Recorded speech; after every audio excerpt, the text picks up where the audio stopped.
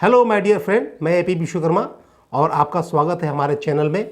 और आज का हमारे माय डियर फ्रेंड टॉपिक है कि एक मेडिकल रिप्रेजेंटेटिव को कितना छुट्टी मिलता है किसी भी कंपनी में।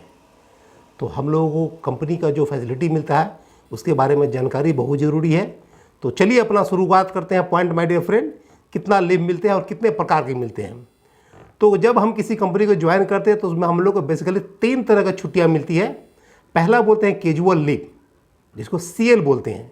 तो ये जनरली होता है आपको 10 से 15 दिन के बीच मिलता है एक कैलेंडर ईयर। मतलब कहने का मतलब ये है कि 1 जनवरी से लेकर के 31 दिसंबर तक जो होता है एक कैलेंडर ईयर होता है, उसमें मिलता है आपको एक 10 से 15 दिन तक। एक कंपनी टू कंपनी वेरी करती है, आपको मिलता है साल में इतना छुट्टी मिलता है।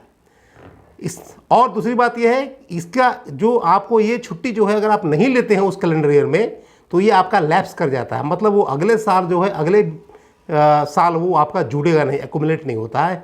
ये याद रखने वाली बात है। अगर बाय द वे एग्जाम्पल अगर मान लें आप 10 दिन का छुट्टी लिए तो आपका वो अगर 5 दिन है तो वो लैप्स हो जाएगा। तो ये आपको ध्यान देने वाली बात है, कैजुअल लीव का ये नियम है। दूसरा होता है my dear friend sick leave.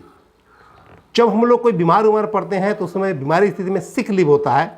तो ये आप मान के चलिए करीब जब हम लोग 36 दिन वर्किंग डे करते हैं किसी भी कंपनी में तो हम लोग को 1 दिन का सिक लीव मिलता है।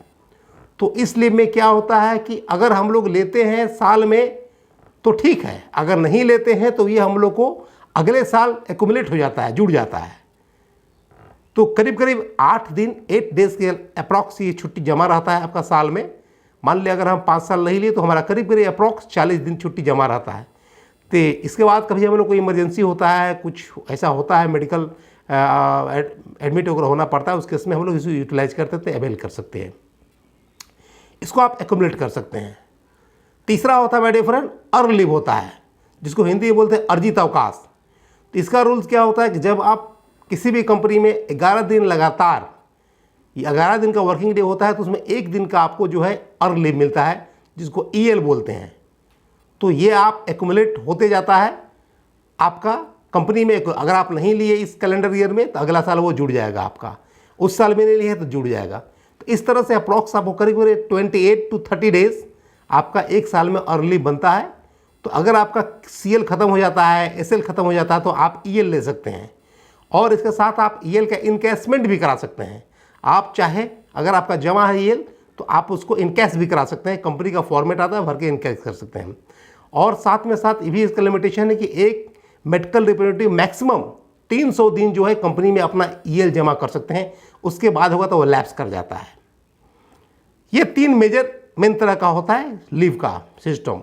उसके बाद क्या होता है माय डियर फ्रेंड कि आपको कुछ मिलता है ट्रांसफ़र लीव। जब किसी मेडिकल रिप्रेजेंटेटिव कहीं बाहर ट्रांसफ़र होता है तो उस केस में 5 दिन, 6 दिन, 7 दिन का depending on the condition company transfer leave देती है एम्प्लॉय को।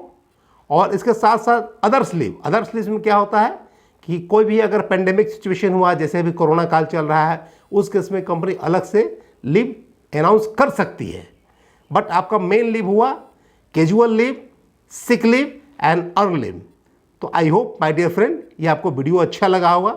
ये यूज़फुल है, इन्फॉर्मेटिव है और आपके लिए हेल्पफुल वीडियो है। Thank you my dear friend. इस वीडियो को अधिक से अधिक लाइक कीजिए, शेयर कीजिए और रिक्वेस्ट है कि इस चैनल को सब्सक्राइब कीजिए। Thank you my dear friend.